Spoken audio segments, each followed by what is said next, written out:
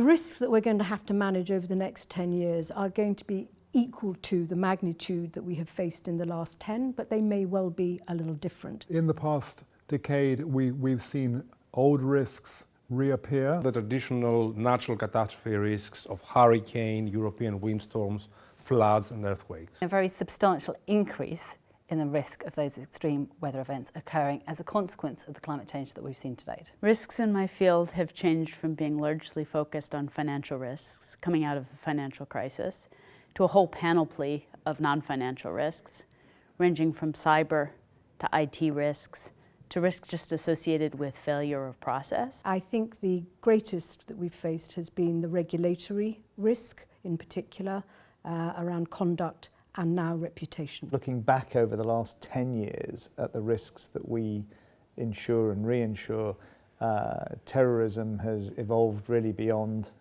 all imagination. New forms of terrorism, new forms of cyber attack. Cyber has just changed immeasurably in the last 10 years, and the way we think about the threat has changed.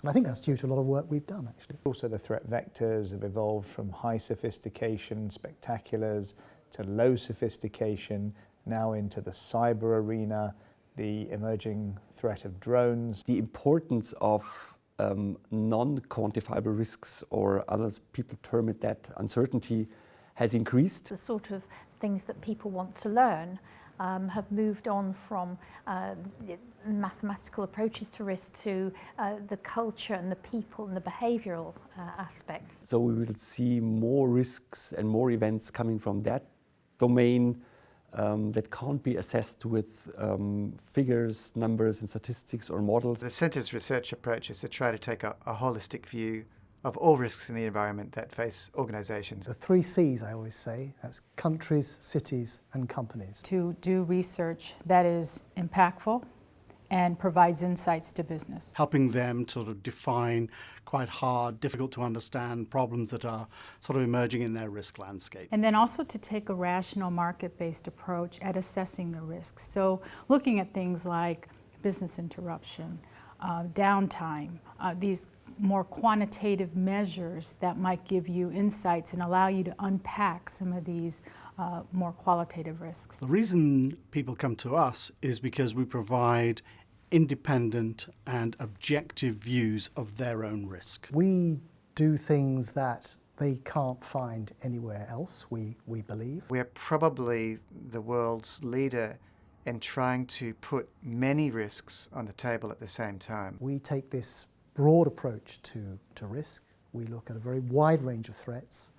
We don't dive down deep into individual threats. There's plenty of experts out there who do that. What we really love about the Centre is, first and foremost, its fundamental strategic academic underpinning. We're able to collaborate with many of the academics and researchers across the university to help us with this broader perspective. And all the systems and approaches have got that robustness around them which we can really trust. We have a very multidisciplinary team, lots of gender diversity. They have multidisciplinary, multi-sector, multi-country approaches, and that means we have a pretty good sense that all the risks we know about can anticipate, and perhaps the ones we are still yet to anticipate are going to start appearing on the map. Our signature research output is scenarios. Uncertainty is growing, and the way that you can tackle that is to visualise a range of scenarios and their different outcomes. They bring a narrative to bear. They make it real and understandable.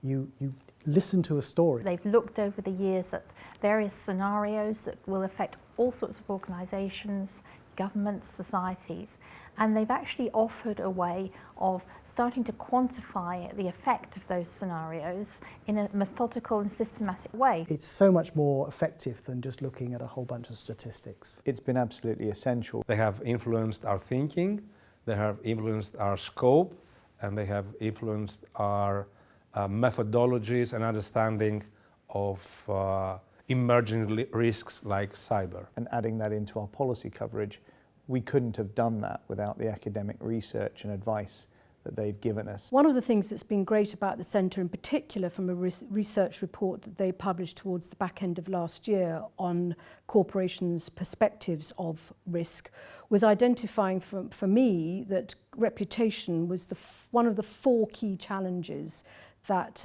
organisations were facing. Reputational risks are also enormous, and they're hitting companies in a way that they haven't been out there ever before. And so what that did for me was help me think about how we did our reporting to the board. We think that the most important risks that people are going to need to look at are going to be strategic risks from the board's point of view. That includes things like strategy in different markets around the world. In order to do that, they also have to look at things like cyber risk.